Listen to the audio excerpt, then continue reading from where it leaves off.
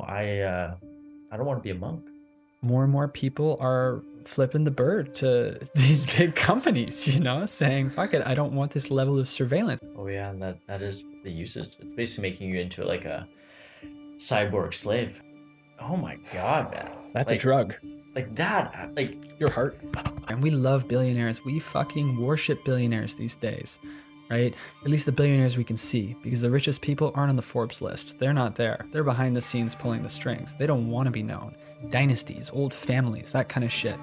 But the champions on top of these companies, representing them, they've all been given hero stories, man. They've all been given these crazy hero stories, and Elon's is the craziest. If you're getting triggered by these conversations or any conversations, it's not the outside. It's not my words that are your problem. It's not censorship that's going to fix this situation. It's not going to fix you. It's not going to fix me. You need to evolve. You need to get to the point where other people's words or spells or somebody's his story won't affect you. Propaganda, all of it.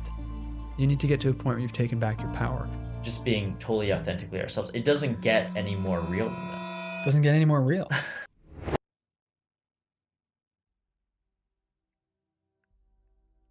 It's hard to like pull yourself out when you start. It is. Like, we'll go into a 40-minute meditation. This is a boring video. We're just in perfect silence. We're like, oh fuck, are these dudes do it? It's supposed to be a podcast. Fuck yeah. Good to see you, brother. Good to see you too. Ladies and gentlemen, welcome back to Raise Your State. This is number 4. And man, it's been a week. I'm happy we're having this conversation right now because as the last couple weeks have been, it's been full of friction for me at least. Yeah, I agree with you. There's been some friction. It's like been ramping back up to getting things in the flow after a nice kind of a break after the New Year. So I agree with you. Totally, man. I mean, on those exact same vibes. It's like I was hibernating and now it's go time and I'm starting to feel the squeeze. I'm feeling the squeeze too. Cool. Well, let's start off with a tune. Let's start with a tune. We'll get into it. Ladies and gentlemen, we are going to play you some ear butter for you to relax to. A little bit of soul-soothing music so that you can vibe up with us and take the time. If you don't have the time, make the time. It's going to take you about 4 minutes. Put in some headphones. Do some sweeping around your house, play it in the background, but spend some time for yourself listening to this tune and tune into this conversation we're about to have. Yeah. Ladies and gentlemen, Raise Your State number 4.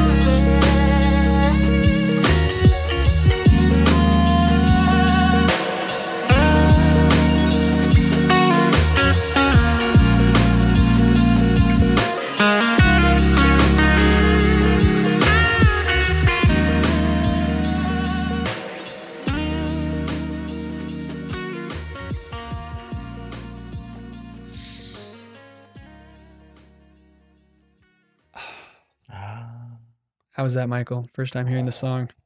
Yeah, that one's a doozy. I was like trying to explain to you like what it is. I don't know how to properly explain it, to be completely honest. It's like got classical, you like you said, like California vibes. It's buttery. It's hella buttery, that's for sure. Oh, it's buttery, baby. Folks, in the comment section, let us know what genre you think this beautiful track is. Check it out for yourselves. Amazingly talented artist, obviously, blending in, we were saying almost like nostalgia, kind of easy rock with bluesy hip hop, and then classical with that violin coming in, and very, very beautiful. Even the beat I find is like very, it takes you off guard at first. You're like listening to it and you're not really expecting the cadence of it or the pace of it. And eventually, kind of a minute in, you're just, and you just have to kind of release. I feel like I could do a lot of things with this song. I could be doing studying. I could be doing, some work. I could be teaching yoga. I could, like numerous things with this song, which is really cool. Yeah. Dancing by yourself. Psychedelics. High as a kite. High as a kite. You need very, very good, reliable, beautiful music when you're at those high levels, because things can be unstable otherwise. And just like Hollywood, the music industry is full of fuckery. Yeah. It really is. It's a whole lot. To be honest, I don't really know a lot about that. Do you want to dive into that, or should we dive into other things? We can do that a little bit later. That could be a lot of darkness. It could be a lot of darkness. Yeah. We don't want to go there, people, right now. We don't want to go just there just yet. I want to tune you up. Yeah, raise your state. Raise your state. That's what this is about. But please, mind my speaker as I turn it off. It's going to make a little bit of noise. There we go. Speaker's offline. Michael, it's good to see you, man. How you doing? Yeah. Now that we're here, it's been with Urban Mana, with Raise Your State this week, it's been a lot of work.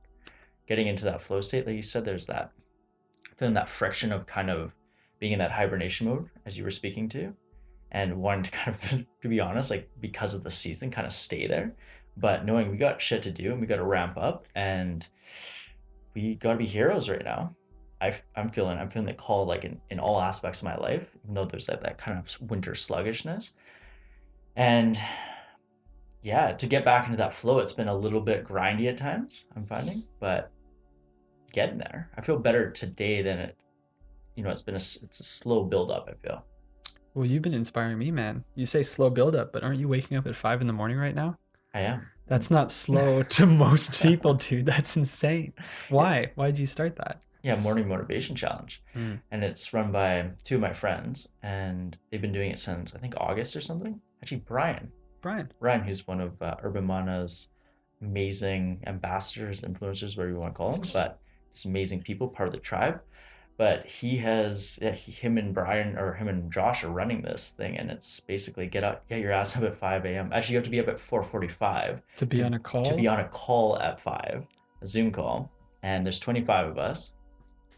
You start out, you get on there, Wim Hof breathing, like pretty much right off the bat. There's a few like pleasantries and stuff, and then you're right into it. Brian was also doing these Tibetan rites. You're doing it's hard to explain, but there's basically like 7 things that you go through, like different type of movements, breathing and stuff. And then from there you go into meditation, guided, and then we talk about the journaling. There's a journaling from last week, or not last week, the other day, like kind of about vibing up, raise your state type of stuff, like future self. And then we kind of get into what we're going to be doing for the next day, like what's the next journaling prompt. And it's just it's like 45 minutes to an hour, just like high potency. You're done by before 6. You've accomplished so much already, and then you can get into your day. So I'm gonna be honest, it's the best way. Like the timing of it couldn't have been more perfect. So I was like, this week I gotta kind of get my ass going a little bit. And it was just, it was beautiful. So it's not on me, to be completely honest. If I had to do it on my own, it would have been a lot harder. Having accountability and people, like there's people at 5 a.m. who know whether you're there or not. And we're like, we got this, Sarah and I have this, they think of us as the power couple, right? So like, we're like known as like, there's a power couple number 1, which is us, and there's another couple, the power couple number 2. Number 2. So it's like number 2. Not number 1. We're number 1, people, number 1. So yeah, it's like people are gonna know if you're there or not, right? And you're like supporting the group. You gotta help everybody vibe up. That's cool, man. There's accountability, and that's so important. I feel like I'm a week behind you, but I haven't gotten that accountability group yet. I'm going to be at it myself unless I figure that part out. But next week, I'm going to need to be up at 5 o'clock, 6 o'clock, somewhere in there. And I want to just start getting the most out of my days. We talked about last podcast about us being in the dead of winter and the inversion of how 2 months were added to the calendar, which kind of messed with all of our cycles, and how the new year shouldn't be starting in the dead of winter, and how that's craziness. But there is a reality of living in this world and having goals you want to achieve, right? And we've got big goals. Got big goals. Right? Wanting company success, wanting personal success, wanting success for those around us as well, right? And to do all those things, it doesn't come easy, is what I'm learning. No, it doesn't. And maybe we could speak to what we're doing with Urban Mana, with Razor State. They are like Urban Mana is the mothership, like the company, but then Razor State is the mantra that's turned into like a brand of its own, I guess. And this is what this podcast is, vibing people up. But the two are interrelated undoubtedly, and just like figuring out how can we put out like amazing content to people and get consistency, and then also at the end of the day sell some Urban Mana energy. Totally. That's the business side of things. This is the strictly passion side of things, and at some point I see them overlapping with each other, but we're still figuring out how to express ourselves in different ways and how to provide value, right? And Urban Mana has a very clear value proposition. It has a product. It's the best product on the market of its type.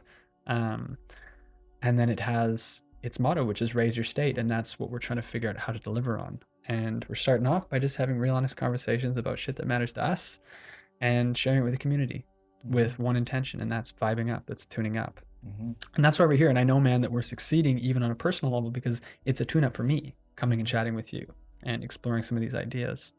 Oh, absolutely. It's that heartbeat, keeping that heartbeat of this company, this connection, this community of two, and then there's Adrian and Drake too, the core of this company. But it's keeping this heartbeat going, and that's going to ripple out to that greater community, right? Totally. And the goal isn't to go get 1 million followers. The goal is to learn how to properly express ourselves, right? Our art, our truest selves. And when you're in flow state or in connection with your higher self, I think that message alone is medicine for other people. Not to everybody, but to some people. It'll be the right message at the right time. You become a synchronicity for other people's experience, right? They stumble across a video that hits them right at the right time.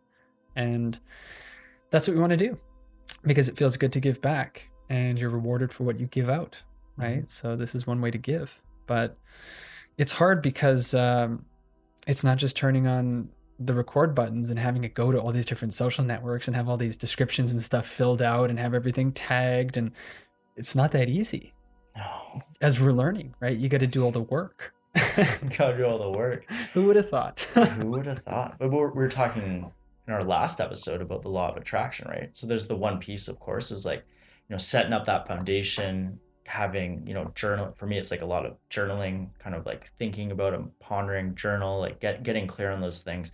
But then at the end, and then visualization too, right? So maybe all those three components, at least that's my process, not necessarily how everybody does it. But then it's like, you got to go out and get shit done. You got to get shit done. You can manifest, all day, you can visualize, you can journal, whatever. But like, at the end of the day, you got to take action. And that action is like, we have this great vision for what we want Urban Mana to be. And for those of you that are maybe tuning in for the first time, like Urban Mana is energy. It's our first product, and it's this amazing adaptogenic mushroom supplement.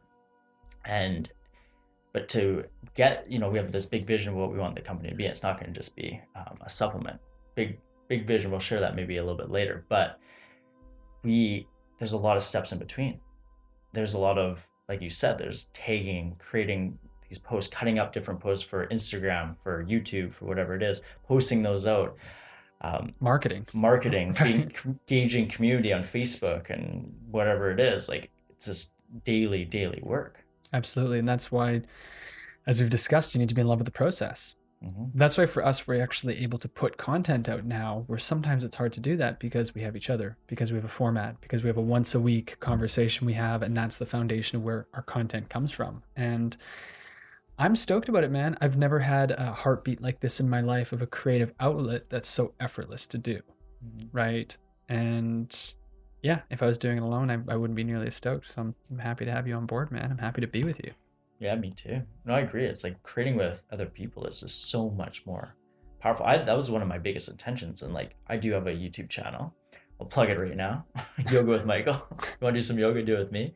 But, you know, and I can do that online. It's just me on my mat teaching. But for something like this, it wouldn't be possible unless there's like at least two people, like that heartbeat, you know? Yeah. Because like, you can't do, I guess you can do a one person podcast. Some people do it. Some people do a solo cast. Yeah. You know, it is possible. Heroes, yeah. Yeah. Admire them. Good for them. Yeah. Good for them. But how much of a top up is it for the person doing it? A conversation can spiral up, right? Like it inspires me. The questions, the reactions, how each of us experiences this world. But when you're alone, it's just you. And the same thing goes with business. Like Urban Men, I started it. It started in my mind. If I just kept it to myself, it wouldn't be what it is today, which is a product selling all across the United States, right? Which is a start. And the goal is to bring more people into this, right? You coming out of nowhere, seemingly into this and being such a beautiful fit, and as a friend, as a business colleague, as all these different things. And I think it's a message for everybody that you need to build your tribe. And it's so important because if you don't have a tribe, or even a really tight friend group, which is kind of the same thing, you'll have these moments naturally where you're going down. And if you don't have other people around you to lift you up, or for you to see, you know, where they're at, to inspire you, you're just at the bottom of the wave hanging out thinking, when is this going to end? And then you're riding high, not getting ready for it to come back down again. But the moment you have other people in your life to reflect these things off of, it's like, I'm a little bit down. You're waking up at 5 a.m. I see that I'm inspired. I do something. You're inspired. And we, again, wind up, right? And if you have enough people in your life doing this, you'll eventually go to some of your friends who are at the bottom of the trough, and you'll just have so much to give. You'll just be overflowing. And then everything balances out. So for, I think, most people who are going through the craziest times right now, depression right now, it's like, what is the strength of your relationships? And I think a lot of people that are finding that they're pretty depressed right now, or full of anxiety or fear, which is all kind of in the same sphere, it's because they don't have a crew, or the crew they have isn't the right crew. Isn't the right crew. And you know, we touched upon some COVID stuff in the last one. We maybe won't need to dive as deep, but I think it's important to point out that, you know, the government has told us to do something. They've, you know, you can't see other people in your home, you know? And it's like, that's just not sensible. Like, to me, like, yeah, if you're freaking sick, don't go to your friend's house. You know what I mean? Like, common sense. Yeah. Like, we've lost common sense. The government thinks that they need to fucking baby us, which is crazy. Like, I mean, if we're talking about Quebec, like in Canada, Quebec they have a curfew. Like right now, like it is, what time are we filming? It's about 8:30, 9 or something right now. If I was in Quebec, I wouldn't be allowed to be over here right now. You couldn't go walk down the street. I couldn't go walk down the street. If you wanted to walk around the block to go get some fresh air, you're not allowed to walk around the block. If you're 18 and you're living with your parents and they're having a fight because they're alcoholics, and you want to just get out of the house and just have a walk because, oh my God, the pressure is so much, let me just have a walk outside, at least I have that, you're going to get tased by some French police officer. Hey, you cannot do that. And they're going to be thinking that they're doing the right thing. Yeah. And it's all because of fear. Everyone's so afraid. So afraid. And I mean, you know, tasing, like, yeah, that is probably actually genuinely happening to some degree. I saw a video of a 65-year-old man getting punched by a police officer. Yeah, that's awful. I haven't seen that kind of stuff. It's bad, dude. Wow. It's bad what's going on. Okay. Right? And this isn't a knock on all police officers. It's a very hard time to be in law enforcement, because you're getting orders about one thing, and then you're just a member of a family on the other end, and a member of the community. Which orders do you enforce? Well, if you want to keep your job, you enforce all of them and you don't say anything. You don't say anything. And you know what? Like, bless police officers in a lot of respects. Like, think like the shit that police officers have to deal with, man. It's crazy. And like, we need 1,000%. We need police.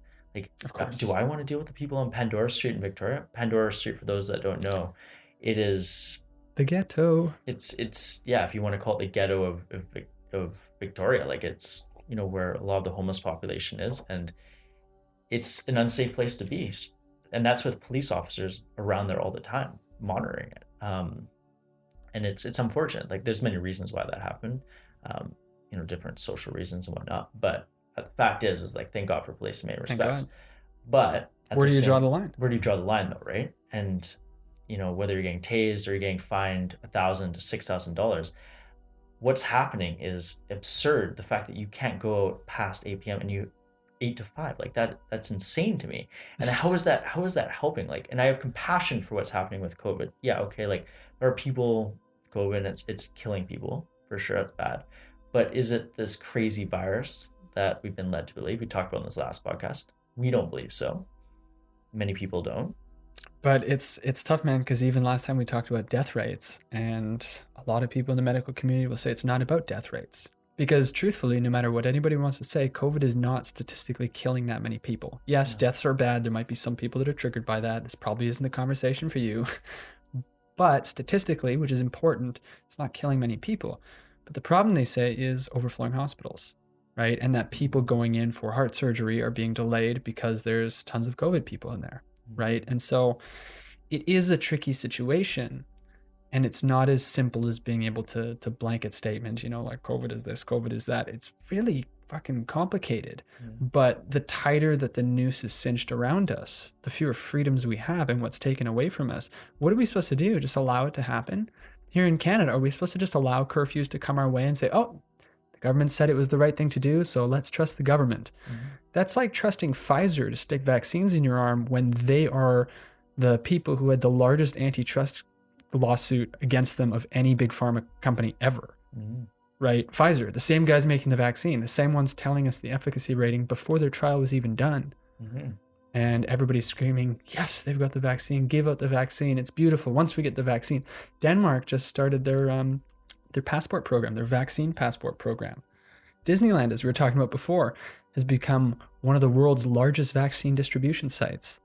We'll talk a little bit more about Disneyland at some point and how it's linked in with Hollywood propaganda, all the rest of it. But it's a strange time. It's a very strange time. And I'm not out on the street with a sign right now, but if curfews come our way, I'd like to think I will be, except for the fact that what if they slap a $6,000 fine on you? It's enough to cripple you and your family, right? And they're handing them out like hotcakes. It's scary times. I agree with you that I want to be one of those people that if that comes our way, like, because really that's a form of fascism for sure. And like we think of fascism and its worst of mass amounts of people being killed, but it's basically our government telling us they don't trust us to make the right decisions and they need to make it for us, which is pretty messed up. Whole lot of friction, man. Whole lot of friction. A lot of friction. And at this point, if you're still watching, I hope you are. If you haven't killed yourself yet. Let's hope that doesn't happen. But you may be wondering, like, this is Raise Your State. Like, you guys are talking about some heavy shit. But I think that it needs to happen, too. Like, part of raising your state is not being blind, and it's not all sunshine and rainbows. Like, it's being open to the truth and, like, what is happening in the world. And, yeah, this might be our truth and what we're sharing. Like, we're not saying this is absolute truth, and the truth is constantly evolving. But from what we're observing in the world, like everything isn't what, our government is telling us. Exactly, man. And you nailed it with Raise Your State. Like Raise Your State isn't just about pretending everything's okay. I'm just going to manifest high vibe chakras through my third eye kundalini. Like it's not about that, right? Like it's about the more everyday life experience. It's about what it means for us. It's about what it means for you. And tuning up for us is about shining light in all corners. So that we don't have to be afraid of what's in the darkness. And part of what's going on right now is our awareness about it, right? Like, sure, it's right in our face, government control and all that, but it's been happening for so many years, right? Just like Pfizer has these this antitrust case that's been filed against them, and many of them, big tech has had more antitrust cases than anybody, right? Like Instagram, Facebook, like all these different companies. And now they just censored the current standing president of the United States. right? Mm-hmm. And I don't love Donald Trump at all, just to put that on the record. But to see the power of these private companies to be able to just censor the current president, it's crazy. It's really crazy. That is wild, yeah. I mean, what's happened with Facebook and Instagram too, that they're no longer even trying to hide the fact that they're taking all of our data, mining all of it. They're just like, we're just gonna let people know now, because whatever. Yeah, because it's speeding up. Speeding up. COVID has been the start of all of this speeding up. And like you said, they're not really hiding anymore. There's still a lot hidden, don't get me wrong. But when it comes to the surveillance and the censoring, they want it to be known. Mm-hmm. They all flex their muscles and banned the president of the United States. And then they found out that there was a free speech platform, and they didn't like that. And so Amazon, Google, Facebook, and Apple, et cetera, looked at this free speech platform, Parler, and literally shut it down. They pulled it off their sites so that nobody could download the apps. Okay, that's one step. But then Amazon, who was on their server hosting the website for Parler, pulled it off their servers. Literally cucked them to the highest degree, said, go fuck yourself, and pulled it off the servers. It's crazy. One day the Parler CEO woke up and their website was gone. Yeah. It's nuts, dude. It's wild. And what I will say about Parler, because I know that some people that know about what's happened, what we're talking about, they're gonna say, well, on Parler there was lots of racist talk. It was hate speech, uncensored. Hate speech. It's very triggering, right? And granted, we went on there, and there's all kinds of people saying all kinds of things, and there are 100% some really racist people that I don't agree with at all. Of course, bigots, whatever. But it's people like that down the street. It's people down the street, right? But it's like just don't tune in to them. Choose what you pay attention to. Choose what you pay attention to. And it's hard because it's like, yeah, well, it's propagating that message, and should we give people like that? But it's like, what is democracy? What is free freedom? Speech? What is freedom, right? And I'm not saying that I want hate speech to be out there, that I want people to be fearing for their lives. But it's a tricky thing, for sure. Yeah, and none of these things are quite what we think either. Things like hate speech are weaponized. The term is weaponized to make us think that it's scary. Do you know where I see the most racism? I see the most racism on Netflix, dude. When you tune into Netflix and you watch some of these series, embedded in these TV shows is so much racism that it makes racism seem really on the forefront, like it's bigger than ever. And in a way, I guess it could be, with the stirring of the pot and the right and left division, and the Republicans versus the Democrats, and the white guys versus everybody else, right? Name any other ethnicity. But at the same time, it's being echoed across all these platforms. And it's like, how much of this stuff is hyped up, bigger than it actually is? How much attention are we giving to this stuff? How much power are we putting into this stuff by giving it such a voice, right? In these programs. But when you start with censorship, where do you stop? Where do you stop? That's the thing. So, slippery slope. The truth is that all these companies are privately owned companies. I mean, as we're experiencing, they can do what they want. Right? It's a private company. If I owned a store and somebody was saying stuff I didn't like, I could say, hey, could you please leave? So where do you draw the line? And with COVID, the tricky thing is that these companies have just exponentially grown. Like Amazon, I don't know how many billions they've added to the worth, like Bezos himself, but it's insane. Elon Musk, Mark Zuckerberg, you name it, they've all added ones and zeros to their portfolios in huge ways. And then on the other side, there's small business owners who can barely pay their bills. I do marketing work, and one of my clients were we really want to work with you, but we just have barely any of a budget. And they've been so loyal to me that because I'm on some government assistance right now, because all my work's been taken away by what they're limiting us with. I was like, yeah, you know what? I'll for the rest of this month, I was like, I'll just do a video for you. I'll get it up. Just do it for free, just out of the goodness of my heart, because they have no money, because the government has been restricting them to such a crazy degree, but yet Amazon and all these other companies are just flying high. Yeah. You know, it's so messed up. It's a messed up time. It's messed up time. You get to flip that camera on, sir. Flip it up. And we're back. We're in. We're back. So again, enough mustard shit to go crazy. And on this podcast, we're going to be talking about current events, but we're also going to be talking about how to pop past them, right? Because it's important. So when it comes to friction, what is friction in your life? What does friction mean to you, man? What is friction in your daily life? What kind of things make you aggravated, make you triggered, I guess? Oh, yeah, the mustard shit. The adulting, the things that need to be done, but I don't necessarily want to do them. Mm.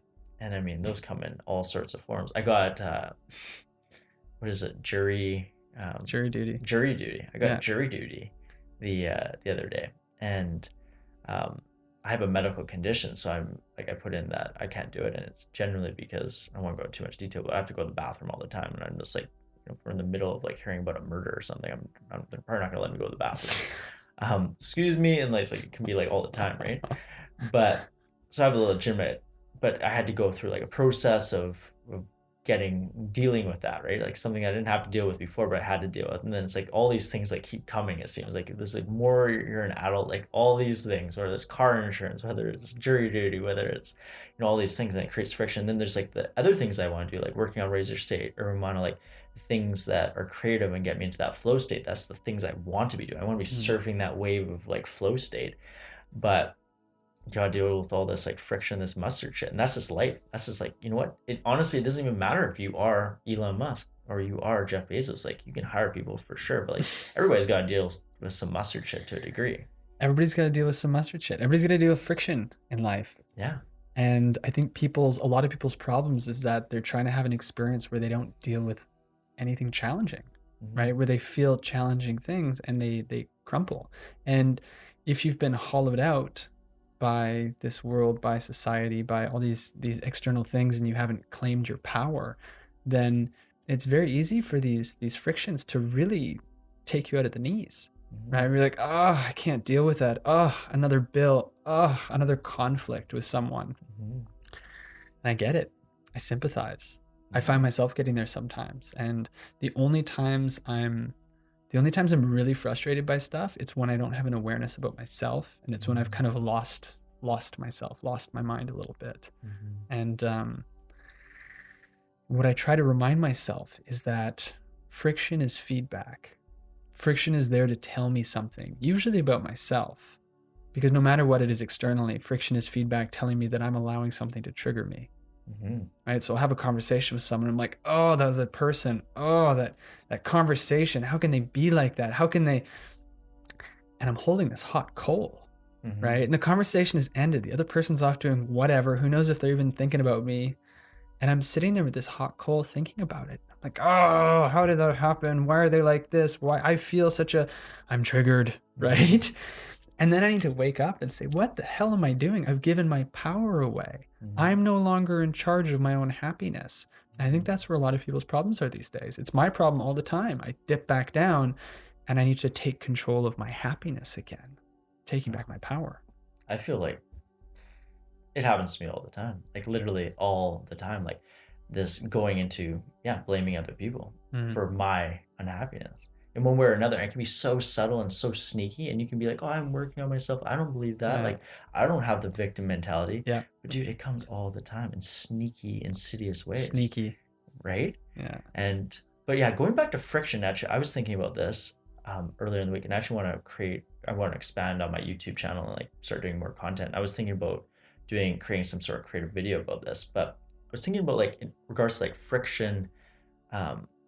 Friction's interesting, resistance, like there's different terms and words for it, but I find for me, I experience like a decent amount of anxiety in my life for different reasons, different degrees. I think everybody does, especially in this day and age, right? But I was thinking about how there's like two different anxieties, and that these can, in the way that you like, and I'd be interested to hear what you think about this, but like there's the one anxiety that like isn't serving you for sure, right? Like it's like, like it's not serving your highest potential. It's taking away from you living your best life. It's not good friction, But then there's that other anxiety, that other type of friction that is if you can kind of get in tune with like what's the message it's trying to tell you, that it can be incredibly beneficial for your life. Like if you can get past like the like, you know, trying to numb yourself, trying to like, you know, drink alcohol, smoke too much weed, you know, whatever it is, to numb yourself to like this anxiety and this friction, these feelings that you're having, and you can like tune into like what is the message that it's trying to tell me. It can be like incredibly beneficial in your life to like help you to raise your state, to like level up. So I was in the shower. I was actually thinking at the beginning of the week, I was getting super freaking anxious thinking about like my week and like all the things I gotta do, like leveling up with what we're doing and then like the other projects I got going on. I was like, holy shit. But then I was like I was serious. I was like, oh. Right? Yeah. Where's the bomb? Yeah. But rather, I just like I did a workout in the morning. I just kind of got things loose. I went to the shower. I like tuned in. I was like pressuring myself that I needed to like create for my YouTube channel, that I didn't get a video up last week. I was beating myself up. I get a video up a week, didn't get a video up, but I got a new camera, the camera that we're shooting on. 4K baby. 4K baby. So, and you know, learning some new things about my camera and all the, just upgrading my production, upgrading myself. And it's like was tuning into this and I was like, you know what? It's okay to get a video up. I'm up leveling in these other ways, and that's totally fine. That's like kind of the mustard shit that doesn't matter. But it's trying to tell me that it's okay that I'm not, that I'm not leveling up or that I'm not putting out this video, and that's totally fine. And so it was like it was like kind of like this helpful, like good anxiety, I guess, or this good friction that I was feeling. By tuning, just allowing myself, giving myself space, like doing that movement practice and then going into the shower and like really tuning in and listening to it and like kind of differentiating this positive friction, this positive anxiety from the not so. I kind of went on a ramble. I'm still trying to figure this shit out. Yeah. But we're all trying to figure it out. But I think kind of what you're saying is whenever you stop to really sit with it, friction is your friend, right? Friction is that feedback you need to be able to see yourself. And it's always about self. And when you look at friction and you blame anything but self, it's disempowering. The moment you blame anything else, you are literally claiming that other things trigger you, other things shape your happiness, other things shape your being, your human experience. And if you're that much of a victim, holy smokes, you're going to have a shit life. You're going to go around and you're going to see all this craziness, no matter what you believe. And there's so much extreme opposition to whatever perspective you have that if you allow it to trigger yourself, you're fucked. Like you're done. You have to take that power back. And you have to look at every time there's that friction in your life and you have to say, what is triggering me? What am I allowing to trigger me? What is that hot coal I'm holding? Can I drop the coal? When you're in an argument with somebody and they huck a hot potato your way, do you huck it back, right? Fuck you, or do you take the hot potato and think, oh, I have the opportunity to disarm this conversation right now and to change my reality. And you set it down and you smile, right? And you grab the hot potato and you set it down and you smile. And if you can remember those little things, anytime there's friction, you can try to be aware of this stuff. You can disarm it in almost every situation. The problem comes when you forget this shit. You forget it, and it's this continual building of more and more awareness. And some days you do forget it. Some days are easier than others, and some days there's things that are going to trigger you way more. And it could be where the moon is at, in the sky. It could be like what's happening with your partner, if your partner's going through a really emotional time. It could be what happened with the stock market. Some zeros in my bank account changed. Yeah. Right? Hot potato, right? Could be the government telling you that there's a curfew. Could be, XYZ. And at some point, we're all going to deal with extremely hard things, right? Some things will cripple people. Some things people float on by. At some point, you and me and everybody watching is going to have to deal with people in their life that they love dying, passing away. Does it ruin your life? Or is it a position you can move from with power, with wisdom, right? And a lot of people think that they don't have any control over that outcome. And that's just a lie. It's a disempowering victim mentality. And it's not the way you need to live. And raise your state, baby. Like, you don't need to take ultimate control of your being right now, but this is the journey. These are the goals. The goal is to not be triggered by anything external. That is to become unshakable. If we can do that, oh my God, we can do anything. Mm-hmm. And when the crazy shit goes down, and there is crazy shit going down, right? When the crazy shit continues to go down, we can smile as it come, and we can say, thank God I'm here experiencing this, breathing this beautiful air with good people in my life. Mm-hmm. How are we going to make it a little better? Absolutely. Breathe in the air. That's good stuff. Should we breathe in some marijuana? We should breathe in some marijuana. Let's get into it. We're into deciding that this videocast podcast, part of it is me and Michael's release, end of the week released. We're choosing to end the week on a Thursday night, but if we have this little thing we look forward to, we'll let this sucker heat up. It'll be unstoppable because we'll be having fun, right? But Sarah, my fiance, she is a good friend, and her friend Erin, she says, we're made to do hard things. And I just think it's so beautiful. It's so concise, right? Whenever hard shit's happening in your life, to be able to say that, we are made to do hard things. Oh, that's powerful. I can feel it right now. Yeah, and I think that's taken from, there's somebody like quite famous. I'm sure it was from somebody else passed down through, but still, like, it's like, regardless, it's like, it's a beautiful mentality. It's a beautiful mentality. And this is, again, falling back on the tribe thing. This is why you need to have a good tribe of people heading in the same direction as you, because they can remind you, right? How can you hold a hot potato in your hand after this conversation, right? How can you hold onto that hot coal after this conversation we're having? Well, we'll forget about this, but we will remind each other perpetually, right? And our partners will remind us, and our friends will remind us if we're going in the same direction. I think one of the hard things I experienced was while going through this experience of trying to evolve spiritually and personally and never be the victim again. There will be certain groups of friends and people that you just don't resonate with anymore because of the way you look at these things and the way you feel about these things. It'll put a divide between you. They will either have to evolve very rapidly and see it your way, which is very hard to do, wrapped up in your ego, right? Or they'll have to evolve and they'll have to change. And it's too much to even ask of other people. Like, hey, you should go through a spiritual awakening. Hey, you should step outside of being a victim that you've been your entire life. Hey, don't worry, I'm not judging. I've been a victim my whole life, but that's not where I'm heading. I'm going this way, up and out of it, and there is a way. Do you want to come with me? It's a very big ask, right? Big ask. And that's why I think it's so great finding new friends as you're on this journey of awakening, because to be able to talk authentically with people about these things and not feel insane is powerful. And so for anybody out there who might have a friends group who's not vibing in the same way as you are, not going in the same direction as you, don't be afraid of having to let friends drift outwards out of your orbit a little bit, because you'll make space for other people to come in. And the universe works in a way where it's this magical dance and people will rotate in and out and have no scarcity, have no fear, because what is put in front of you, if you have good intention and you're making space for it, is miraculous. It's better than it's ever been. Meeting you, man, becoming friends with you, it's been a stunning revelation in the last little while. I'm like, we're just getting started. We just became friends 3 months ago or something, or 4 months. When was it? I mean, like hanging out. Like we met each other a few times in the summer, but maybe a couple of months. Yeah.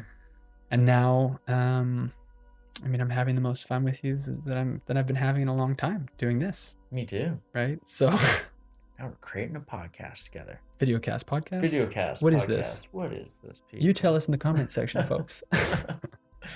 Okay. Ganja. Interesting. I think Alex and I have decided too that some people might be like, why are you smoking marijuana when it can, it has the potential to tune you up, but also has the potential to tune you down, which is true. I don't know. I think like sometimes you just gotta like let loose, and I don't want to be a monk. We're not here to be monks in this lifetime. That's not the path we're choosing. Although when your hair is short, sometimes I'm like, Michael, the monk. He's like very high vibe dude. But that's not the path we're choosing. We're choosing the path of dancing in this world. And I know you don't drink, but like I like to go out and have a glass of wine with Sarah, or two, or three, and get a bit giggly, and sometimes overdo it, and then wake up and take a pulse on my life and have a think about it and be a bit healthy and go through that dance, right? And we're not cranking a bong right now. We're smoking a vaporizer at the exact right temperature to not combust any of the plant material. So we're just vaporizing the crystals on it, the THC crystals, and we're getting in its purest form, a very high quality marijuana in a very small dose. And so, yeah, man, I think being loose and having fun is so important. It's so important. We talked about it in one of the podcasts, but your friend and like how he was getting too much into like just work and grinding it out, and the other spheres of his life were being missed. And I think that's what can happen. Like if you don't, if that fun sphere of your life is, your enjoyment is out of whack. Like if we're just grinding out, just slugging through doing urban mining, like, gotta cut this clip, gotta get it up. Fuck, man, life's gonna suck. Are you feeling value yet? Are you feeling value yet? Yeah, it's gonna suck. And some of our normal releases that we've had are no longer available. Dancing at music festivals, right? Going out to the club and just dancing. I used to like that. I used to smoke weed and eat a bunch of cordyceps, like really, because I started this business and we tested all these different cordyceps extracts, this medicinal mushroom that gives you energy. I used to start going out to the club and I love dancing, but I don't like drinking so much. Like I don't like just pounding back alcohol over a long period of time. And so I'd go to the club and I'd smoke weed and I'd take spoonfuls of this cordyceps. I'd bring it into the club and start shoveling this high potency extract.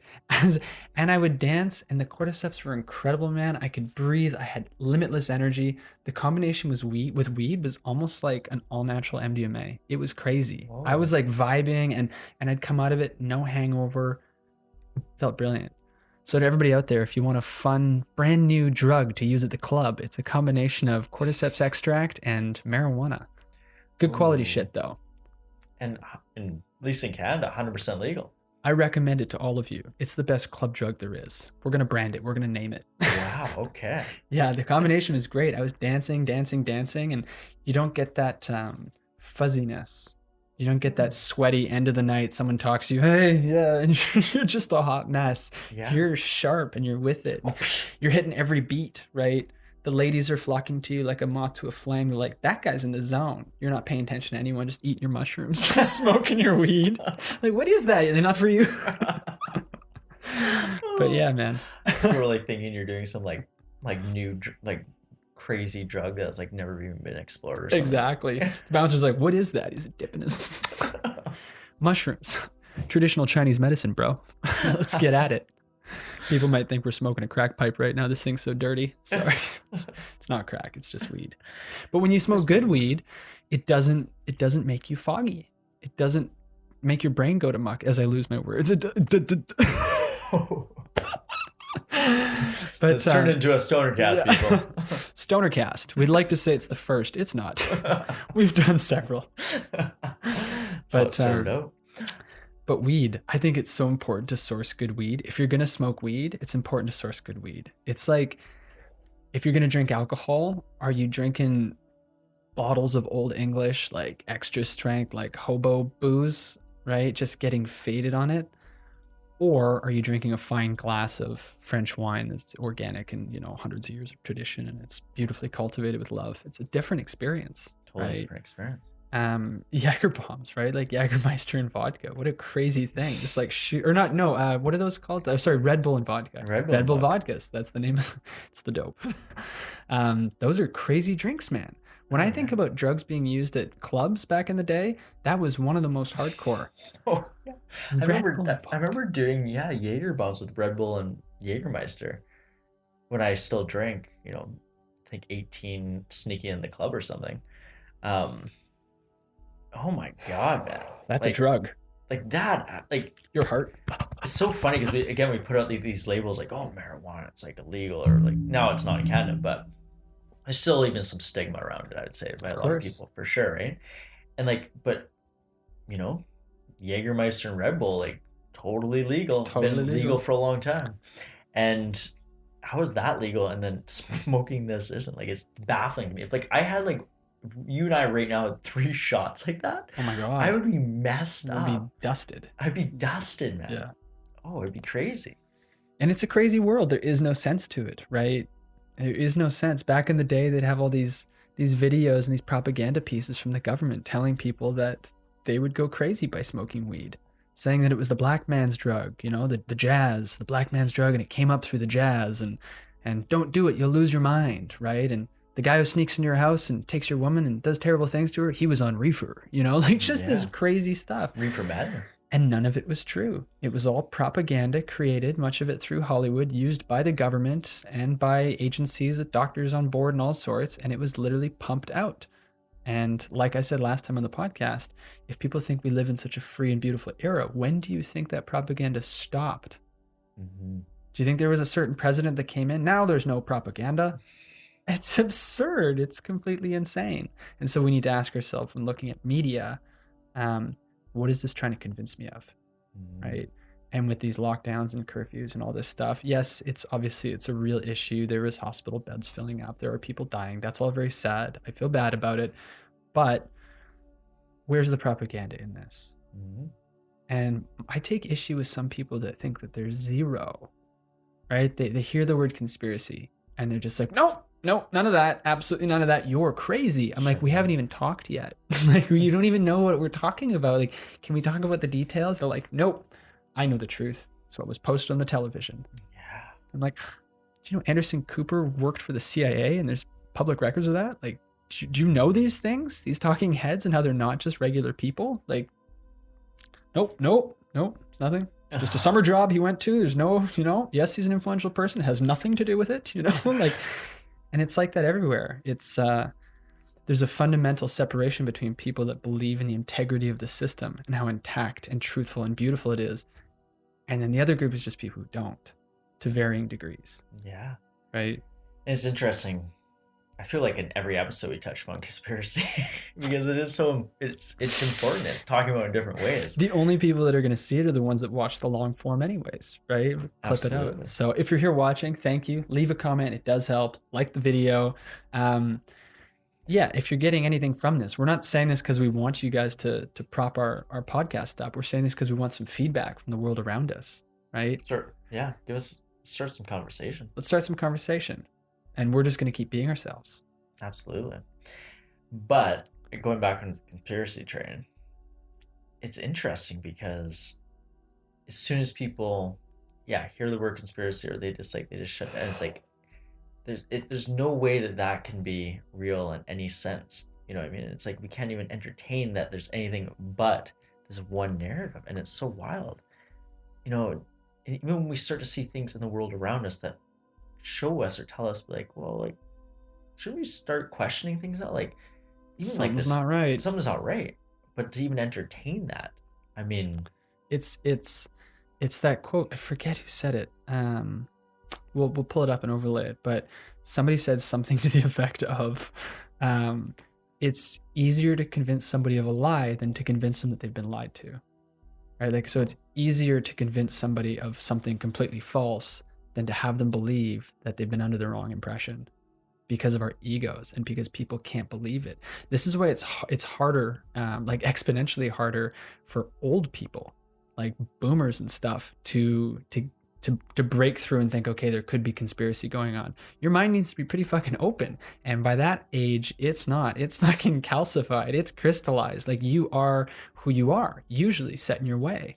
And to those people, it's the hardest people to convince of conspiracy because it's like parents and stuff. It's like for them to believe what you're saying or even to entertain it, they would have to entertain the idea that they might have been living a lie on a false pretense for their entire life. And the ego cannot stand it. The ego squirms. No, it can't be true. I know what's going on. I know what the truth is. And it actually blinds you from the truth. Oh, 100%. And there's no way that that's not going to happen. Like with many, many people, because it's just, you get into that box of what you believe, what you don't believe, and you can't break out of it. It's like a prison cell. It's like a prison cell. And the worst is when somebody younger tries to show you one of these things. And you're like, no, whippersnapper, when you're older, you'll understand, just like me. Meanwhile, you're jaded from working your job for 40 years that you hate. And so in part, you hate yourself because you haven't made a decision to love yourself by doing something in alignment with your true purpose. Right? Yeah. It's the weed talking. But no, and that's where people end up. No, I'm retired now, like drinking your scotch at some timeshare hotel. Like, everything's fine, reading the news, thinking that you're like, that's crazy. It's all very crazy. It's all crazy, but yeah, and honestly, it's almost like you have to. And I feel for myself, it's so important that again, this we talk about psychedelics, I feel, on every episode too, but like they're so important to my life, and I know your life and many people's lives, in living a happier life for one thing, if you do it in the right way. I'm not saying, again, disclaimer, you said it in the last episode, I think, but not everybody should be doing psychedelics. Not everybody should be doing psychedelics. Let's make that really clear. Let's make that really clear. But we both said at the same time, but they've, it's contributed greatly to my happiness, my overall well-being. Like there's this no doubt about that. No doubt. Crystal clear. It's crystal clear. And it helps, I find, like what we're talking about with this calcification, like you're having these very set like walls, like, the Trump wall up about like what you believe and what you think, right? Yeah. It can help. Psychedelics every once in a while, it's like taking that plaque off, I like to talk about, or like just shatter it. Or shatter it. Not even, yeah, exactly. It's not a gentle. It's not like gentle. It's like, well, it depends how you. It's true. You're not to edit that audio, by the way. You're like, but you know what I mean? Like, yes, like it depends on how many psychedelics. Because the thing, psychedelics is a range. Again, dosage, the use. It can be a microdose. When we say psychedelics and people start peeing their pants because, oh my God, reefer madness, the same kind of propaganda, you need to take into consideration dosage. And if you're thinking about doing psychedelics, take into consideration dosage. Literally start as small as you possibly can to the point where you can't even feel it, and then just go up and up and up and up and turn it from 0 to up and up and up. And if you can get to 11, that's amazing. Good for you. You might completely shatter every part of you don't like about yourself. And in its space, you can learn who you truly are, right? Absolutely. But you don't have to dive all in right away. You really don't. So when we say psychedelics and people freak out, calm yourself. You're taking in trace amounts of glyphosates in Monsanto Roundup carrots that you're ordering from the store, right? Like you're taking in arsenic and cyanide and heavy metals, and let alone fast food, trans fats, sugars, et cetera, et cetera. So you're taking in a lot of shit. Yeah. You're watching CNN. You're taking in a lot of shit, A lot of junk. You're getting involved in politics. You're taking in a lot of shit, right? Try a mushroom, right? Try a plant. Try something placed here by the divine or evolution or whatever you believe in, and just see where it takes you. And it's natural, and your body will respond in the way it's supposed to. And when that friction comes, try to remember that friction is actually for you. So you can see yourself. Am I holding the coal? Am I holding that hot potato? How much have I been betraying my own reality? It's not the problems on the outside, it's who I am on the inside. And when you can get to that realization, life is Mary Poppins no matter how stormy it is outside. You go outside and you're smiling because you have control of yourself.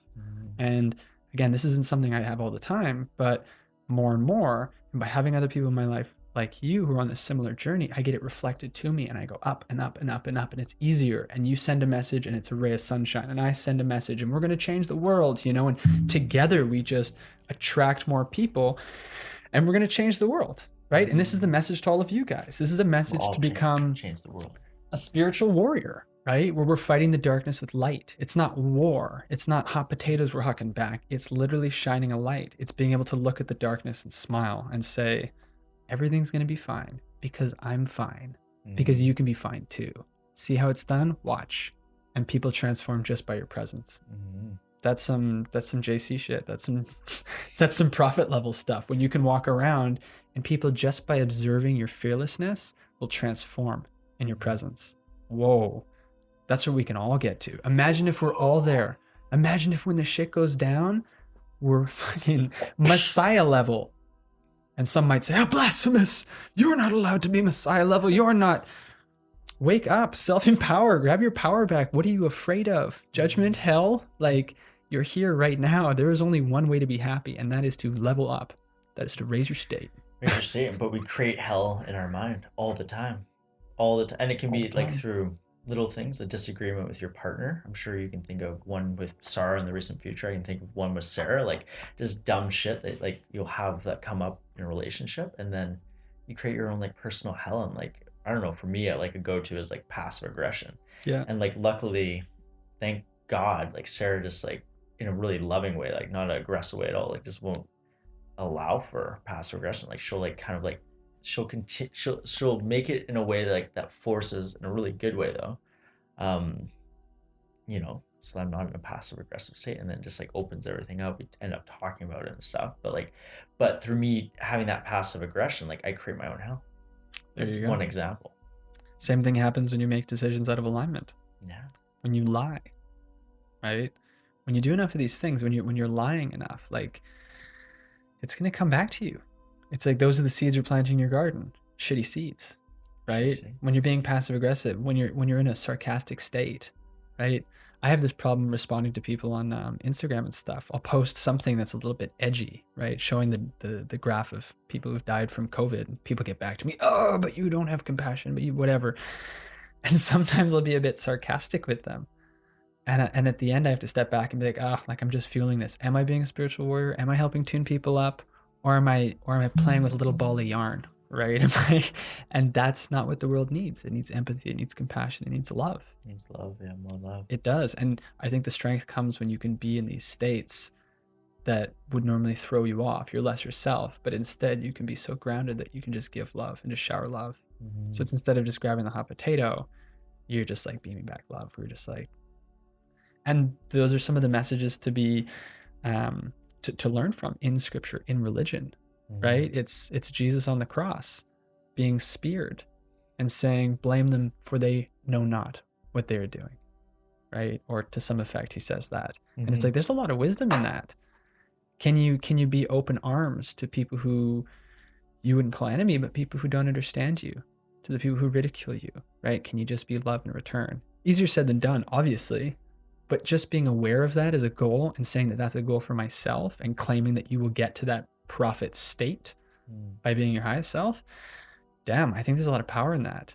Intention. Right? Prophet state. Prophet state. But that camera died. I need to change the battery actually. Hey-o! Prophet state. But we're on camera, so you can keep going. So now a solo cast. I'm stretching my legs out. Oh, that feels good. Just crack the ankles, the toes a little bit. Dude, this ganja feels good. It feels really good. I mean, we're going off the rails a little bit. Or I am. Okay. No, not at all, dude. You don't think it's that bad? No, it's beautiful. Fuck, we're riffing. Do you want to keep going? Yeah. Why not? And we don't even have to use this footage. I think that's what we keep reminding ourselves of. We need to keep reminding ourselves that this is for us. It's for us. Let's smoke some more dope. But I think we're getting into some good stuff. And I also think one of the important things with smoking weed on camera is, at least I have this feeling, is we need to normalize it, like having a glass of wine, right? If we're having a glass of wine, everybody except for the super high vibe folks would be like, yeah, totally. Like, have another. Like, what vintage is it? That's awesome. Like, enjoy your buzz. Like, we need to normalize this. That's very true. I believe it. Yeah, because it's interesting that even as you and I decided, like, oh, we're gonna smoke on camera, like it's still like it is like still like, oh, Joe Rogan, like he's pushing the edges. Joe pushes the edges with like having smoking weed with guests on the podcast, right? Yeah. But it's like, why is that? Like, it is absurd when you put in the context of, say, alcohol or something, and then a lot of people might be like, well, just don't drink or smoke weed at all. I'm like, have you looked outside? I'm not that much of a monk. And it's like, overall, we're doing. Here's the other thing: it's like, if you use marijuana in a good way, it 100% tunes you up. If you can abuse like anything, it tunes you down. But yeah, I don't know. I find it like it fires me up, tunes me up, but you gotta have the balance. Gotta have the back. Thank you, sir. Agua, sir.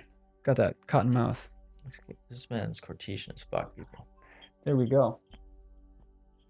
So, what do we got here? I basically wanted to talk about this friction thing And I like having bullet points every once in a while because I'll be going through my day and something will come up where I'll learn like a life lesson or I'll understand something from a new way. And I'm like, damn, that's good, right? I'm going to write that down. And by doing that, I've amounted this personal philosophy diary of just like my greatest understandings, and not treating it as if the people that evolve to the higher states are others. They're me, right? And taking that on myself. And because of that, when things come to me, writing it down, saying one day that'll go in a book of mine, or something like that. This will be for me. This will be for my grandson. This will be my personal philosophy. And I just amount this wisdom. And I think before I started doing this, all that stuff would just like come into my head and be like, that's nice. And it would just disappear. But when you write it down and you talk about it on camera and you can watch that video later, sure, it might benefit people out there, but like the benefit is to you, right? And that's a lot of the reason that I'm doing this is, I say it too often, but the idea of self-expression. And part of raising your state is self-expression. Are you able to get it out of you? Who is it? Wayne Dyer says, don't die with your music inside of you. Oh, Wayne Dyer, beautiful hero, man. Right? Yeah, that's a sad man to pass from the earth. He gave what he needed to, man. Gave what he needed to, I guess. Yeah, it's like, yeah, that's a whole other topic with sadness and grief and stuff like that, people passing. But yeah, the man had a lot of great wisdom like that. And I agree with you, just getting better at self-expression and just allowing creativity to flow, and honestly being on camera like here, like just being totally authentically ourselves. It doesn't get any more real than this. Doesn't get any more real. And we'll see how it's received. But at the end of the day, it doesn't matter because it's for us. We're just having a conversation. Right. It's effortless. We could film for another 3 hours, right? We're just being us. Being us. Ideally, you have a friend that you can get there with. Ideally, you have a couple. And then you build a tribe. And one thing that society has lied to us about is it's trying to tell us that you should never work with friends and family, right? Never mix business and family, never mix business and friendship. I think that's a huge cuck. I think that they're really, when you think of the strongest businesses there are, they're old family businesses being run for generations, right? Where it's passed down to the granddaughter, to the grandson. How beautiful. Dynasties. Because you're bonded by things other than just a job, right? And society wants to keep us divided and conquered. And so the lie is that you should go out and become a businessman and make a bunch of money for you. You should go be the influencer for you. It's all a fucking lie. All of it. You need to build a crew of people. Yeah. You need to be a shade-bearing tree. And the people that will come to gather shade under the tree will help you grow and change in new, beautiful ways. Just like you, man. Right? Absolutely. No, I really agree with that. And I think what we're actually seeing in creator culture, more people doing things like this, like creating a podcast together there's these YouTuber houses, they call them. And it's like all these people that have a YouTube channel, they all are in this one house and they have like a collective group and video. Like there's like these guys called the Sway Boys or something. I've never watched the video, but I've heard of them. And so the Sway Boys house, right? Like it's a YouTube channel, but then within it, they have like all these individual YouTube channels. And it's like all these people though that are just, creating together. They're friends and they're creating together. And it's like, but all these people learning how to like be creative together. It's happening. Like it's happening. It's finding kind of weird because with COVID, like it's not happening to a degree, but people are still like doing even it online through Zoom. Like there's lots of Zoom video podcasts now. Yeah. Zoom video podcasts have become the norm. Which is cool. Things are transforming. And if you can get past the fear of maybe not even the virus, but the fear of society changing, the fear of police state headed your way, the fear of loss of your own your liberties and your freedom, if you can get past all of that fear, it's a very interesting time to be alive. Like there is a lot in flow right now. And just like if you enter a position in a business that's really well established, right, where there's 100 people and there's a big hierarchy and they're doing really well and there's a bunch of heroes on the team, it's very hard to make a name for yourself. It's very hard to get noticed. It's very hard to make a big difference in that organization. You can make a lot more difference in a startup, growing it from a $0 to $1 million, right? Growing it from 1 to 20 people, right? And so the opportunity by starting in an uncertain, shaky environment where there's a lot of new, is crazy. These days you can pick any platform you want. Pick one of the newer ones like Triller and go on there and just what's Triller? It's a TikTok alternative, right? There's a bunch of people lip syncing and booty shaking and dancing and stuff on there, and it's very sexy and like hip hop oriented, and people just having a time, like big money, get some. But like you could go onto that channel and you could start something like this, your own version of self-expression, and it's a new space. There's opportunity, right? Like in any of these new platforms, and more people are flipping the bird to these big companies, saying, fuck it, I don't want this level of surveillance. I'm going to go somewhere else. So, yeah, I don't know. I think it's a really cool time to be alive, man. I think so too. Because when I step outside of this I'm scared part, like, they're going to come for me with a vaccine and just like pin me down and make me take 10 needles. I'm just like, wow, like everybody's going to the internet. There's going to be more viewers and more attention than ever. Think of how many people had to go to the internet now and all have cameras and the internet just like became a pretty crazy place. No, absolutely. Right? Like it's going through like a boom in a way. Every time I talk to someone, they're like, oh, I was just watching a video. It was always on YouTube, right? It's crazy. YouTube is the biggest thing. It's massive. I mean, well, like these two creators I love, Colin and Samir, they were talking about it on their podcast. On their podcast, they have a podcast and a show.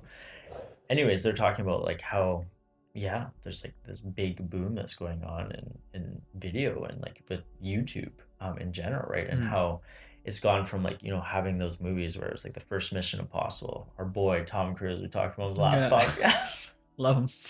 Love him. Don't tell me he's crazy. I don't want to believe it. I love him. I love him. So anyways, Tom, in the first Mission Impossible, there's not the competition of YouTube.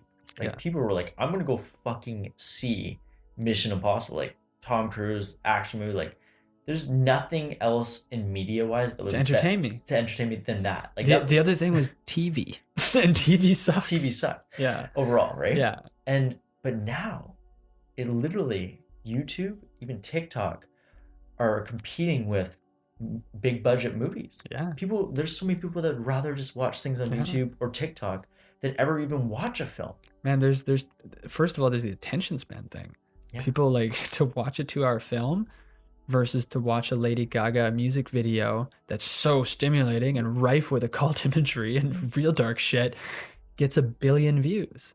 1 billion. Do you know how hard that is to do for a movie? 1 billion views? It's crazy. I don't even know. Like, do any movies get 1 billion views? I don't know if it's even possible, but there's many YouTube videos with 1 billion views. Oh, there's many. No, yeah. Many music. Yeah, music. Music have like the highest watch views of anything. Yeah, it's crazy. It is wild. Like some of them you look at and you're like, well, like this video legit has like 2 billion.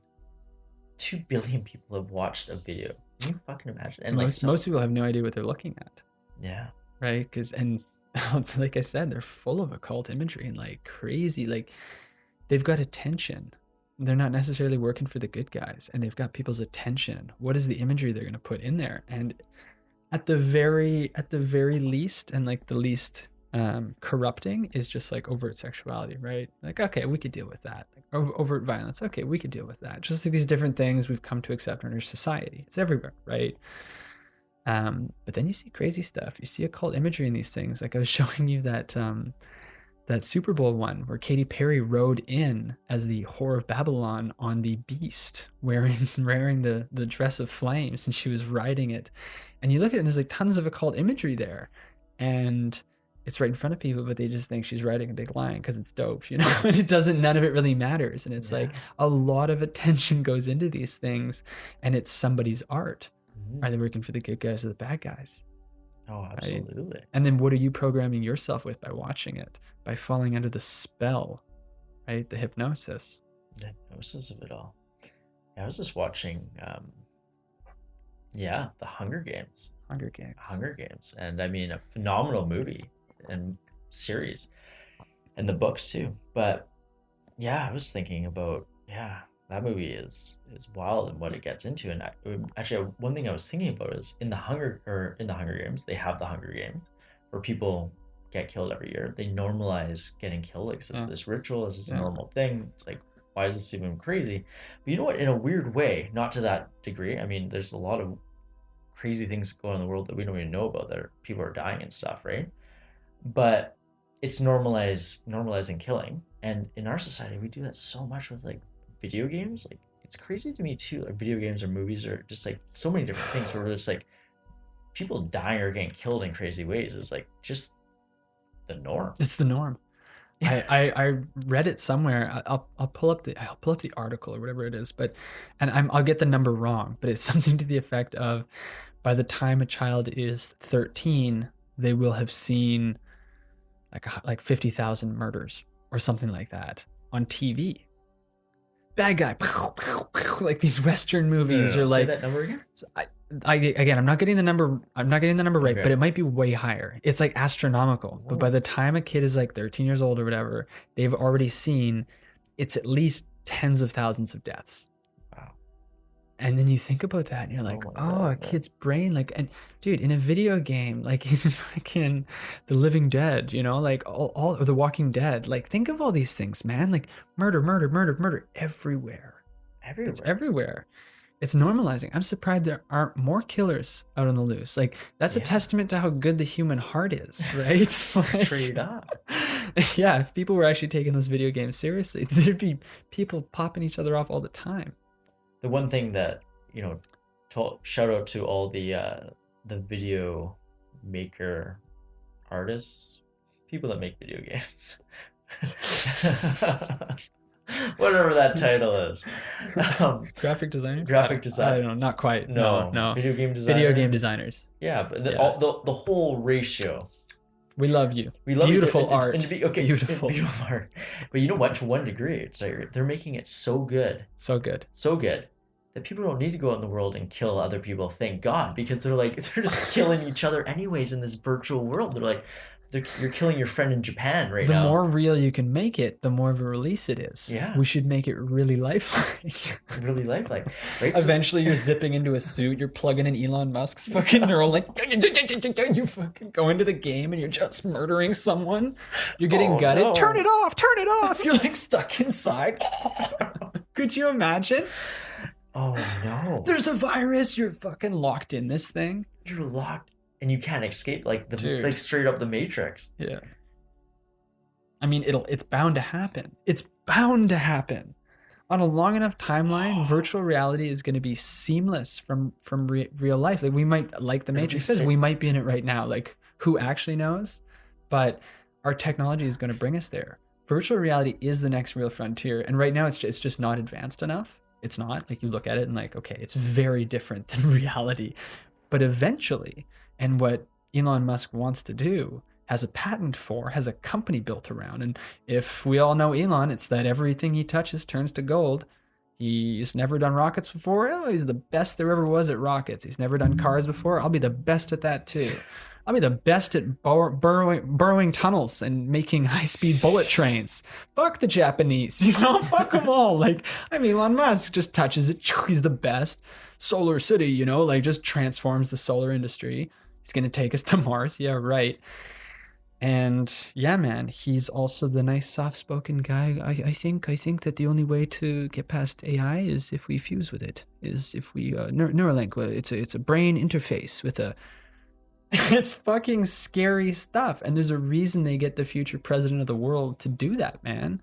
He's the champion they've picked to lull the people into believing that the good guys aren't the politicians. We've lost faith in the politicians, right? Everybody's lost faith in politicians. Politics, there's fucking zero faith in politics. Mm-hmm. Who do we trust? Who are our champions? Industry, titans of industry, technocrats, the Bezos, the Musk, the Bill Gates, name one, pick your poison, right? Around the world. And each one of them has a certain personality and it fits perfectly with what you believe. So you'll have one, figure out which one you look up to, whose autobiography you're reading and excited about, right? Which champion you've chosen.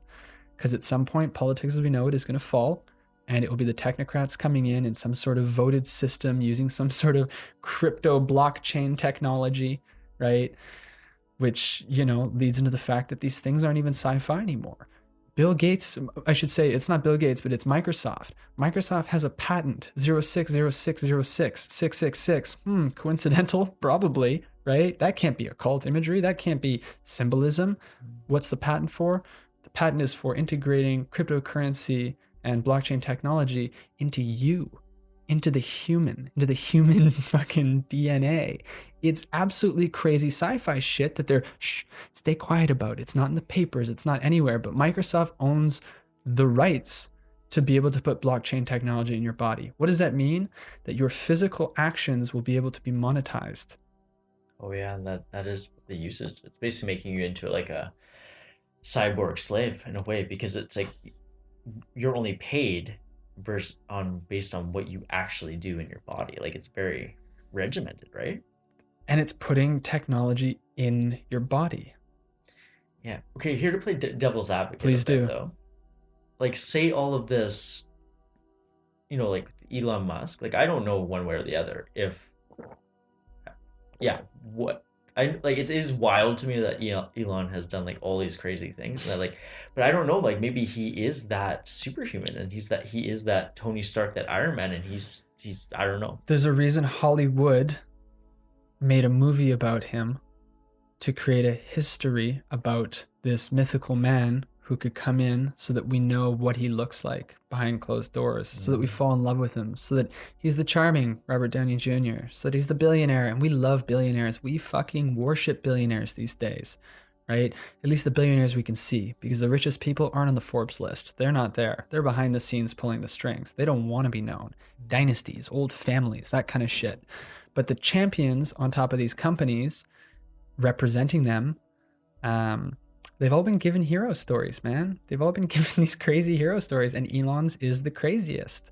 To think that somebody could come in and revolutionize every one of these industries that experts have been working on around the world forever since their inception, right? Like, to think that he could come in and be smarter and better than every rocket engineer that ever was, and every car engineer and car CEO and car guy there ever was, and then solar, and then trains, and then borrowing, and then Neuralink, and then getting us to fucking Mars, and like, it's, how much do you want to believe? What else could they say next, right? And the only way we would believe somebody who wants to put a fucking machine in our brain is if they had that kind of a track record.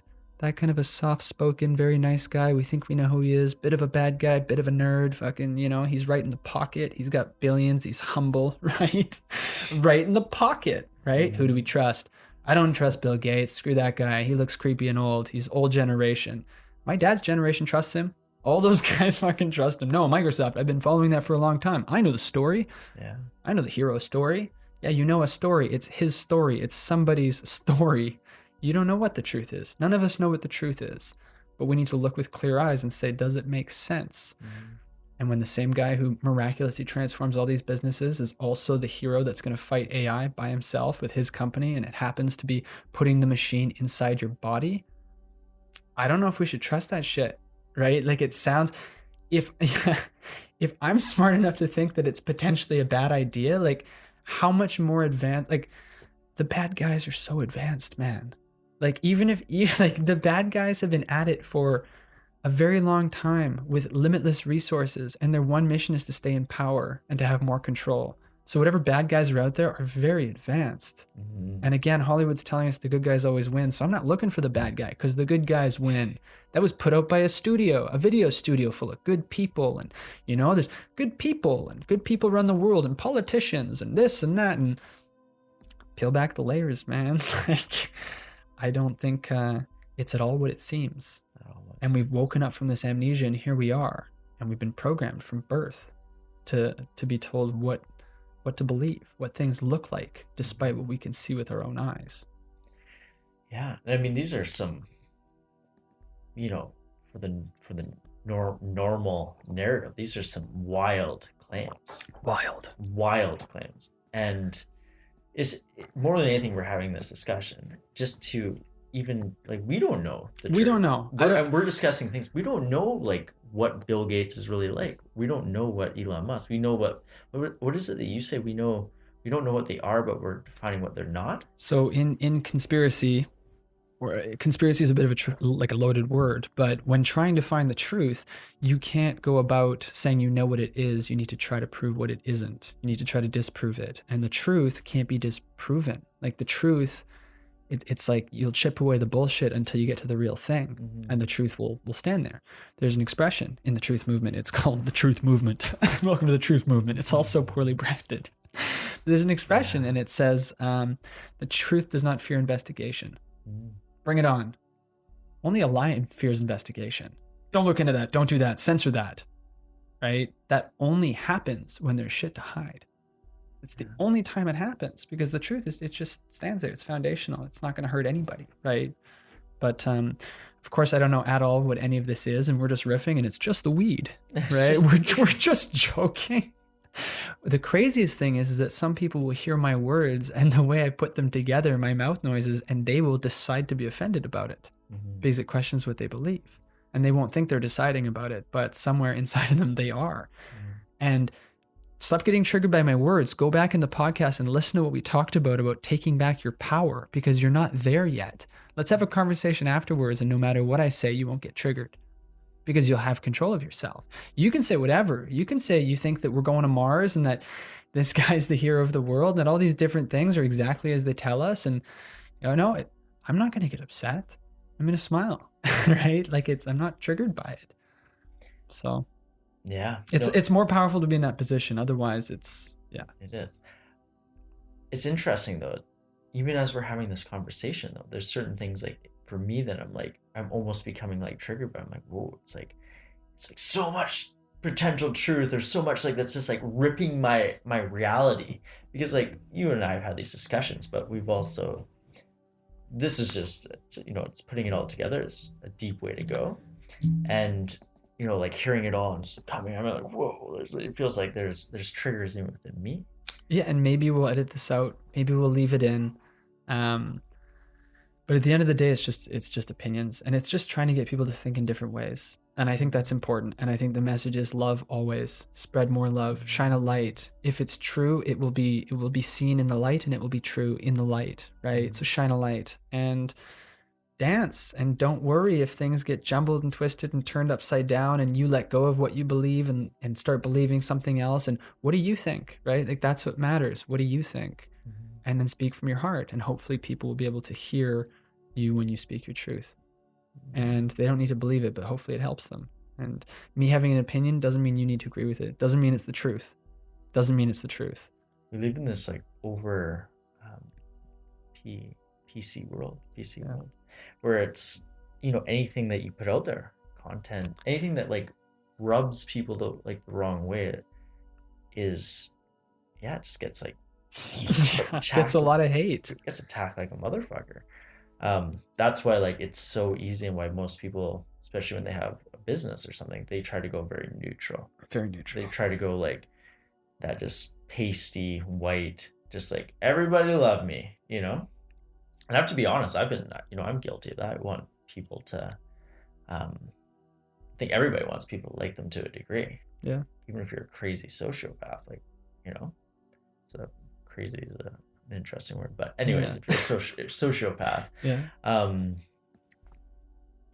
people want to be liked. And people also come from scarcity. And I will need to make the choice of, do we edit that part out and not release it because it's just liberated conversation? And am I afraid? That's true. Or do we put it out and we're not afraid because we're starting from zero? Because it can only go up, right? That's the truth. And I think I said it to you, the real success isn't making money. Real success isn't fame. Real success is being able to have all those things and more, but be yourself, completely authentic. And when you can do that, you're truly free. You might be so free that you get suicided, but by speaking truth, because that happens a lot. But that's how I want to die. That's how I want to go. Yeah. And to be able to live that and be fearless, moving towards that, I think you could shine a lot of light in your life. And if it gets others to shine a light because they resonate with your message, that shit will start a chain reaction, and that's how we save the world. It's so easy though and it's, what you're saying is like taking on full hero status, and like opening up into it fully. but it's so easy to like just like blend into like just go with the flow of the salmon. Totally. Just be with the salmon, your group. Avoid friction. Avoid the friction. And it's the lie that we can't do hard things. Yeah. Right? To tie it all back in. Like we can do hard things. We're here to do hard things. That's what this 3D reality is. Hard things. It's all just hard things. And the moment you accept that, the moment you realize that it's for your evolution, that it's for love, that it has to be that way for there to be anywhere to go, for there to be an other, for there to be another thing than what you are and what you feel here. It's the most beautiful system. It's like I said, friction is your feedback, but you can't feel the warmth of the fire without the cold at your back. You can't. You need it so that you snuggle a little bit closer, so that you go put some more fuel on the fire and realize that you can make warmth, realize that you can engineer your surrounding, right? You can put on a coat, you can hug someone, you can choose to be in love. Well, there needs to be an absence of love for you to be able to feel that warmth in your heart. And to everybody out there right now is suffering from a little hole in their heart because they don't have love, or they don't feel validated, or they don't feel pride. They don't feel, that they belong. All these different things. They don't feel like they have a tribe. Just remember that feeling is there so that you can move from where you're at out of that situation, so that you can move towards what you want to manifest, what you want in your life. And when you get it, you'll be able to feel it. And you wouldn't be able to feel it unless you could move from not having it to having it. So it's the most beautiful system. It is the cold, so you can move towards the warmth. You have to have it. We have been taught wrong in school. We have been taught not to think about life the right way. The friction is not to be avoided. It's to be smiled at. It's to be moved into. It's, can you see yourself in it, right? Can you see that hot coal that you're holding, and can you put it down? I like how you're tying it back together, from the very beginning of what we talked about. And yeah, within that, can you discern, I guess, getting back to what I was talking about earlier, we have to discern those two types of friction and discern if it is too, I'm like making it very binary, I guess, but for my mind, that's the way I'm thinking of it, like this like anxiety, this friction that serves you, and then this anxiety and friction that basically doesn't serve you. And leaning, because if it's not serving you, like leaning into it's like kind of you're just wasting your energy, so trying to like, I don't even know, is it like release that? Maybe not. Just think about this. Would your highest self have any anxiety? Would your prophet state, we could say it this way, would Jesus have any anxiety? Actually, when I say no, but I'm like, maybe that is like prophet state, when you can have your anxiety and it can still help you to vibe up. But maybe is it getting to a point where like you don't even have anxiety? Even our language is fumbly about these things, and the term anxiety can't properly explain this nuance of like how friction can help you, right? I don't think prophet status you, higher vibe you would suffer, right? Because anxiety doesn't even explain it well enough, but like it can be that tickle to show you something. Some people suffer with that tickle. I've suffered from that tickle, right? All the time. I suffer from it today. And when you're suffering from it, it's like, can you stop and remind yourself that all your suffering is self-inflicted? And if you haven't broken down your ego a bit, you might hear those words and say, no, it's outside of me. It's that, because if it's self-inflicted, that means that I'm doing the damage. That means that I could stop it. And if I haven't, it means that I've been fucking it up. And it's very hard for your ego to comprehend that stuff, right? And that's where psychedelics can come in handy. There's other ways to get there, of course, but it can crack that open. So you're like, oh, I have been fucking it up in a lot of ways. It can give you that reflection, and then you can just like, you can move from there and start to heal. Absolutely. I like how we're bringing it, kind of tying it all back together too. All the little pieces that we talked about at the beginning. It's all the weed, dude. It's all the weed. It's been a long journey since that. But yeah, I agree with you that the higher, like our highest, if you want to call it prophet state, that, yeah, there probably isn't the anxiety. The anxiety is the mustard shit of life. And it's like, it's what the plaque that builds onto us. And you and I are not fucking prophets then, because like we both got that plaque. It's on there. Times, and it comes back. Right? Like it's... I don't know if you get to like, I feel like there's moments, at least for me, it's like I've gotten to prophet state, in my life, mainly on psychedelics, or off like the days after something. You're like fucking floating. like, you're just like in your highest self, like all the time. You're like, life is happening as a synchronicity, and you're like, I know why you're here. I know it's, you just like flow with it. Yeah, and I'm not pretending to be fucking Jesus. Neither are you. Of course not. But That would be blasphemy. be blasphemy. But Never. never. But you know what I mean? Like, you can get to this highest self. This highest self. Like, you have moments of it. It's like that's tailor back. If profit say it triggers you, tailor it back to highest self. Your highest self. Your highest self. Hopefully, that's a very high vision of yourself, because it can be. Yeah, and it's anxiety free. It's anxiety free, and no matter that's a great way of putting it. No matter what's happening, you know the truth. You know that it's not just this experience, and that's it. You're done for the rest of eternity. You're in darkness, or what? Like, you know the truth of it more.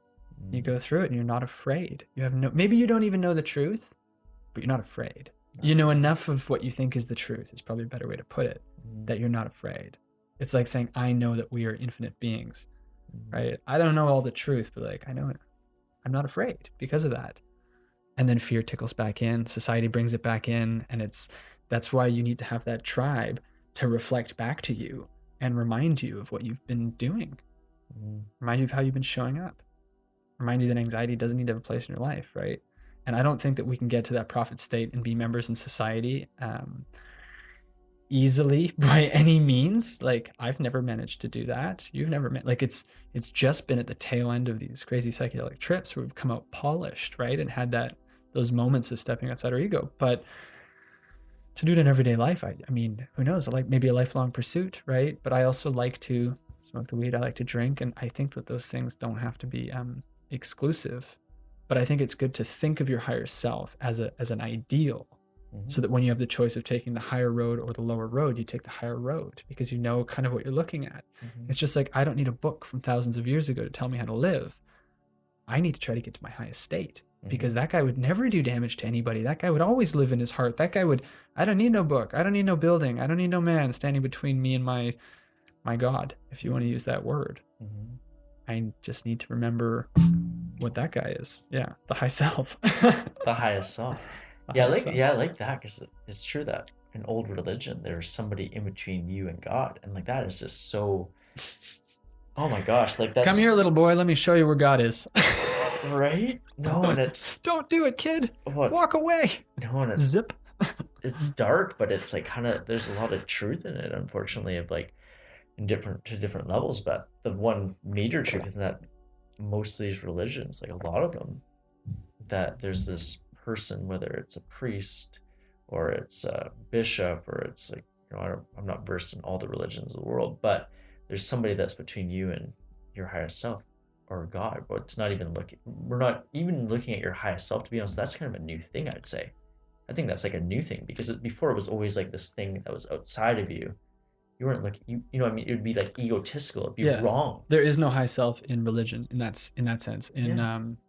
What do we call it? Organized religion, standard religion, traditional religions. Yeah. Maybe in Buddhism and stuff like that. Yeah, I don't know enough about Eastern religions, but I mean, yeah.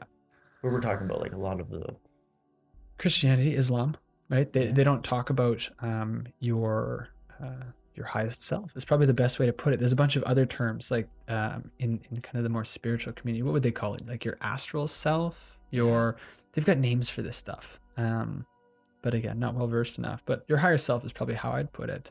And people have crazy experiences of interacting with their higher selves, of doing things like astral projecting, and in another realm, getting to meet a version of you that is at another level, right? It's you without any of your lesser qualities, animalistic qualities, bringing you back down to this earth. It's your highest version. It is the least animalistic. It is the most evolved, if you want to put it that way. And psychedelics can definitely help you experience moments of that. You can become that in moments, right? And it's some of the most beautiful experiences if you do it right.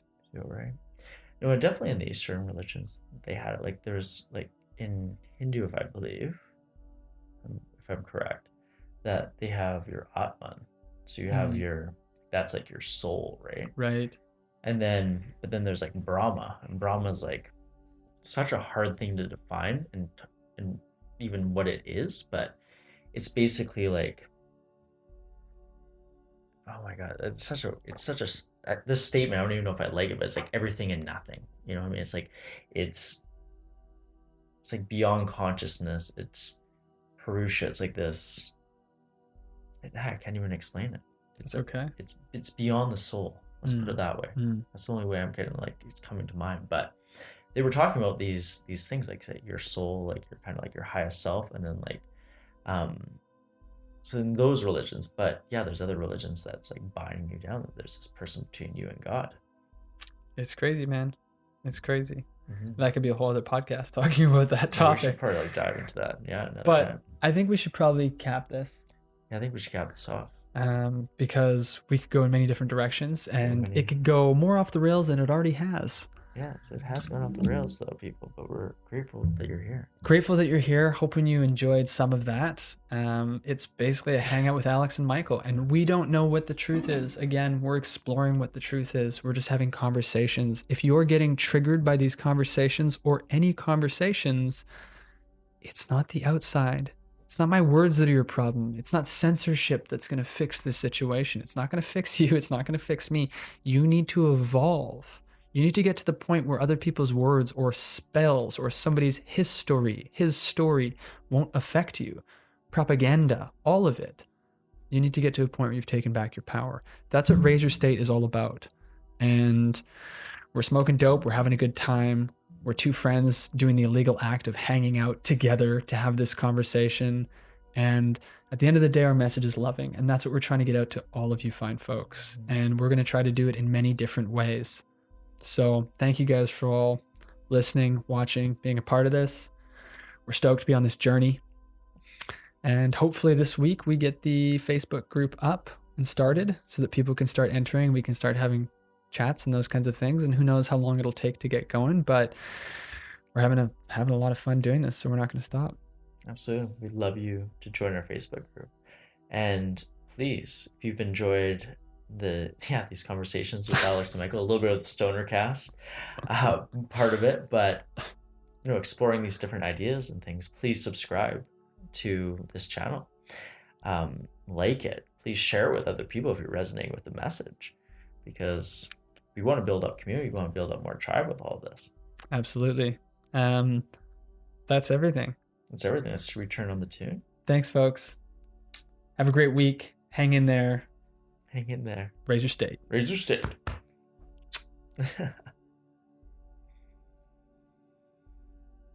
Play music. Play music, Alexa. For some reason, our thing is not playing. What we're going to do right now is... Oh, there we go. Oh, it tunes up too, eh?